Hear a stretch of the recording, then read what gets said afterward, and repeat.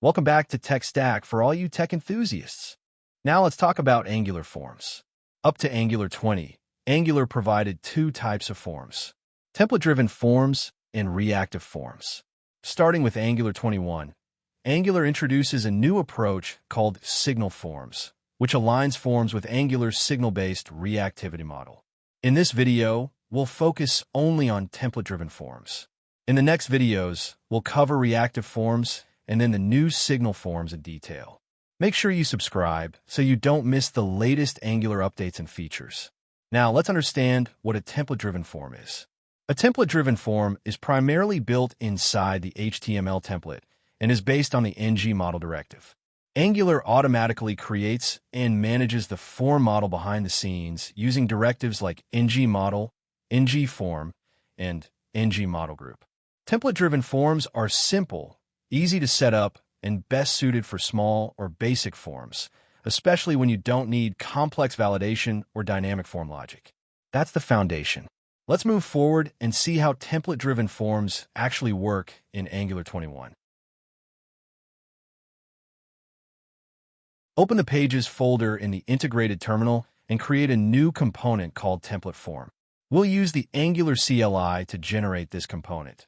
So Angular automatically sets up the component class, template, and styling files for us. This component will be used to demonstrate template-driven forms in Angular 21. Now open app-routes.ts and add routing for the TemplateForm component. This allows us to navigate to the template-driven form using Angular's standalone routing setup, which is the default approach in modern Angular, including Angular 21.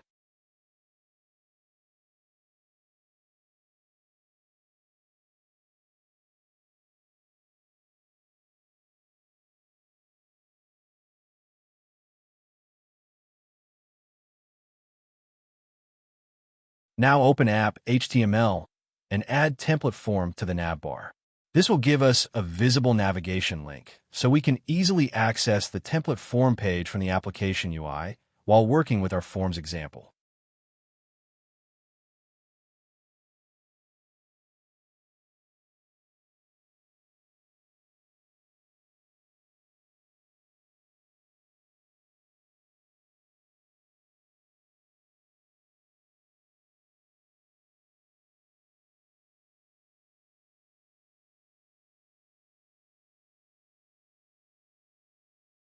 Now format the code to improve readability and structure. Proper formatting makes the code easier to understand, easier to maintain, and much easier to follow while learning Angular forms. Clean code matters, even when the example is simple. Now open the terminal and run ngserve to start the Angular development server. Once the build completes, the application will be available in the browser, and we can verify that our routing and template form setup are working correctly.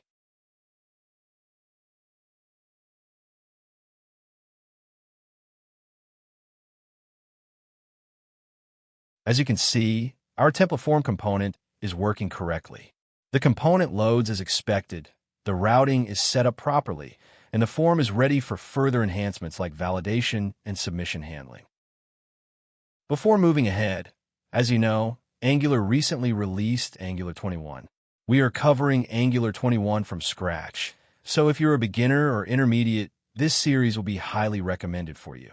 We have also provided the Angular 21 playlist in the description for easy access. Now open the TemplateForm component TS file and add the empObj. This object will act as the data model for our template-driven form and will be bound to the form fields using ngModel. It includes name, the employee's name; role, the employee's role; department, the department they belong to; salary, their salary; isActive, a Boolean indicating if the employee is active.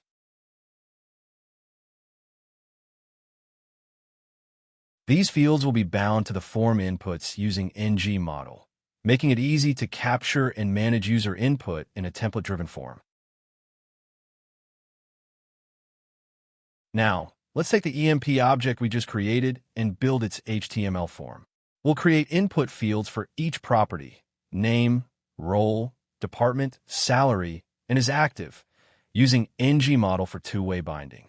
We can generate the initial form structure quickly using ChatGPT to save time and ensure it's clean and well-formatted. This will give us a fully functional template-driven form ready to test and extend in Angular 21. Now provide this prompt to ChatGPT. Create a simple Bootstrap-based HTML form. Do not include body tag. Use appropriate input fields, textbox, dropdown, and radio. This will give you a clean, fully structured Bootstrap form suitable for your TemplateForm component. Don't worry about typing the prompt yourself. You can find it conveniently in the video description. This way, you can copy it directly and use it to generate the HTML form without any extra effort.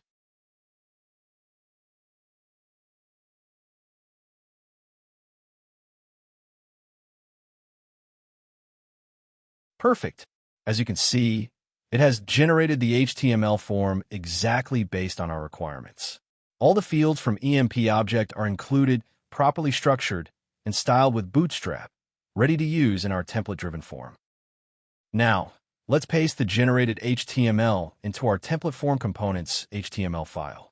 This will render the form in our application. As you can see, our HTML form is now displaying correctly in the browser. We will now import Forms module and add it to the imports array of our module. This step is essential for ngModel to work correctly in template-driven forms.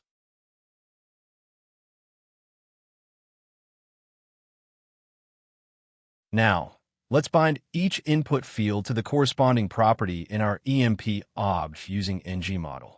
This connects the form fields with our components data, enabling two-way data binding so that any changes in the form update the object and vice versa. First, we'll bind the name input field to empObj.name using ngModel. This ensures that any text entered in the name field updates the name property of our employee object in real time. An error occurred, so let's investigate what went wrong. Now, open the browser, right-click on the page, and select Inspect Element. Then go to the Console tab to see the exact error message. This will help us identify what's causing the problem with our ngModel binding so we can fix it. In template-driven forms, if you use ngModel inside a form tag, the name attribute is required on every input field.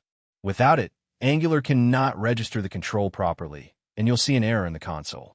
So make sure each input has a unique name matching the property it's bound to.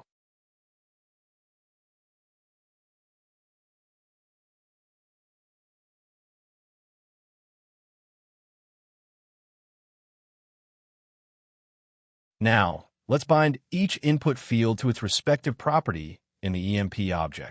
Remember to provide a name attribute for every input since we're using ngModel inside a form tag. This ensures Angular registers each control correctly.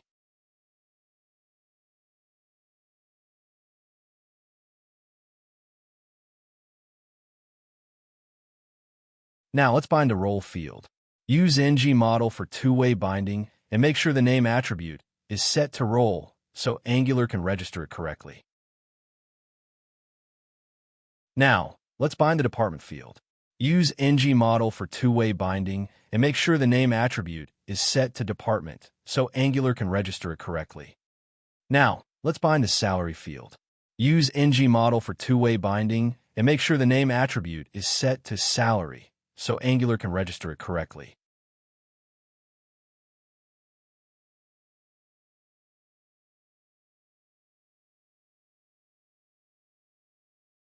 Now, let's remove the name attribute from the name field. You'll see the error appear again because ngModel is used inside a form tag, and Angular requires every input to have a name attribute in template-driven forms. Now, let's add the name attribute back to the name field. Once we do that, the error disappears, confirming that Angular needs the name attribute for ngModel inside a form. Now, let's remove the form tag.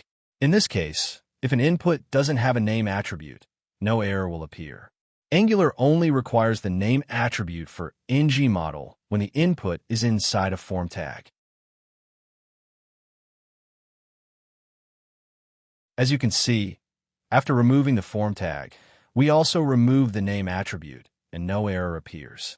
We're explaining this in detail because clarity is important. Angular only enforces the name attribute for ngModel inside a form. Outside of a form, it's optional.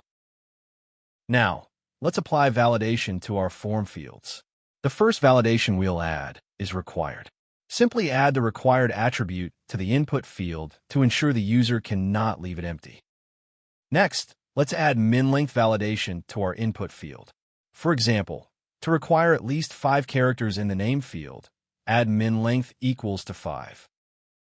We can add multiple HTML validations directly on the input field. These include required, the field cannot be left empty. Minlength, the minimum number of characters. Maxlength, the maximum number of characters. Pattern, a regular expression to match specific formats. Now, let's add a template reference variable to the input field. For the name field, we can use #name. It's like creating a variable in HTML. We provide ngModel in the template reference variable. This allows us to access the form control state directly in the template, so we can check properties like valid, invalid, touched, or dirty and show validation messages dynamically. Whatever data is captured by the ngModel directive, it gets stored in this template reference variable, letting us interact with the form control right from the template. Now, let's create a div to display validation messages. We'll use the TextDanger class from Bootstrap to make the message appear in red. This will show the error message dynamically when the user interacts with the name field and violates the validation rules. Now add a span to show the validation message. This is required.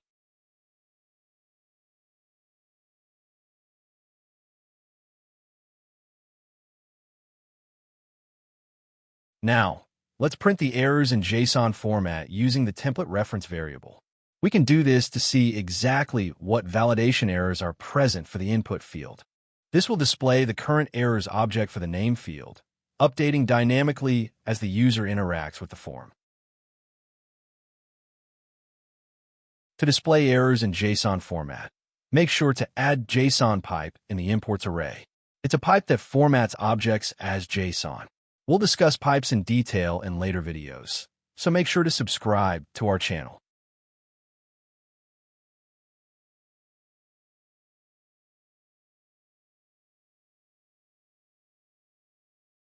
As you can see, the errors are now displayed in JSON format, showing required, true when the field is empty.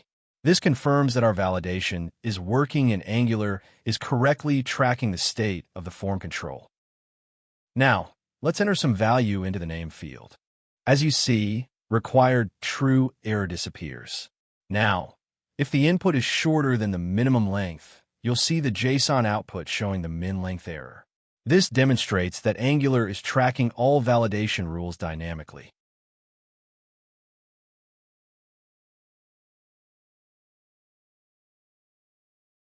Since we have 2 validation rules, required and min length, we need to add 2 spans to display their messages. We already have a span for required. Now let's add one for min length. Min, 5 characters needed.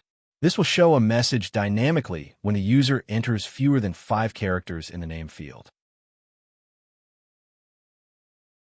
At a time, only one validation message should be displayed.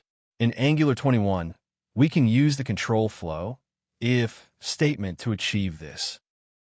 Now, let's add a validation message using the if control flow in Angular 21 to show the required error for the name field.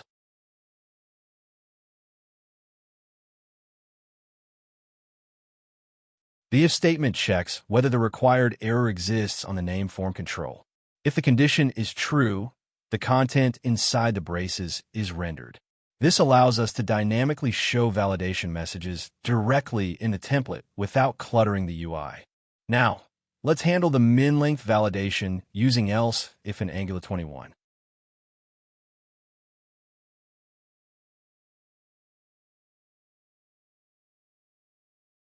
The else if statement runs only if the previous if condition is false. Here, it checks whether the minlength error exists on the name control. If true, it displays the message min 5 characters needed. This ensures that only one validation message is shown at a time, keeping the form clean and user-friendly. As you can see, on page load, one validation message is already showing. This is required. But ideally, validation messages shouldn't appear on page load. They should only be shown after the user has touched the input field.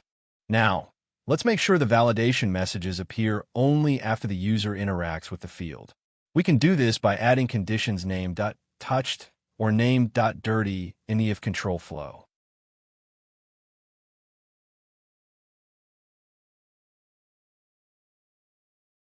This ensures that the errors are shown only when the user has touched or modified the input, preventing them from appearing on page load. As you can see, no validation messages are displayed on page load. Now, when the user touches the input field and leaves it empty, the "this is required" message appears. We can disable the submit button until all required fields are filled and valid. Let's go ahead and implement it so the button only becomes clickable when the form is valid.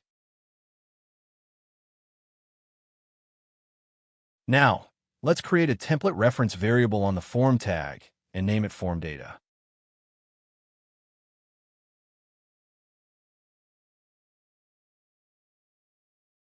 We assign the ngForm directive to the template reference variable so that the whole form's data and state can be accessed through it.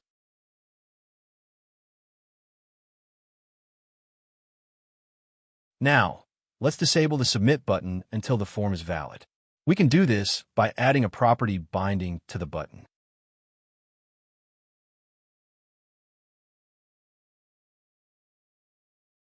This ensures that the button is disabled whenever any required field is empty or invalid, preventing premature form submission. As you can see, the submit button is disabled on page load because the required name field is empty.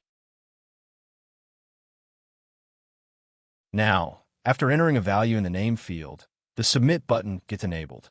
This demonstrates that our binding to form data invalid is working, and the button only becomes clickable when the form is valid. This covers the entire template-driven form, how we created the template form and added validation. If you're passionate about learning new technologies, make sure to subscribe to our YouTube channel, Tech Stack, and keep learning new skills. Thank you. And remember, consistency is the key to success.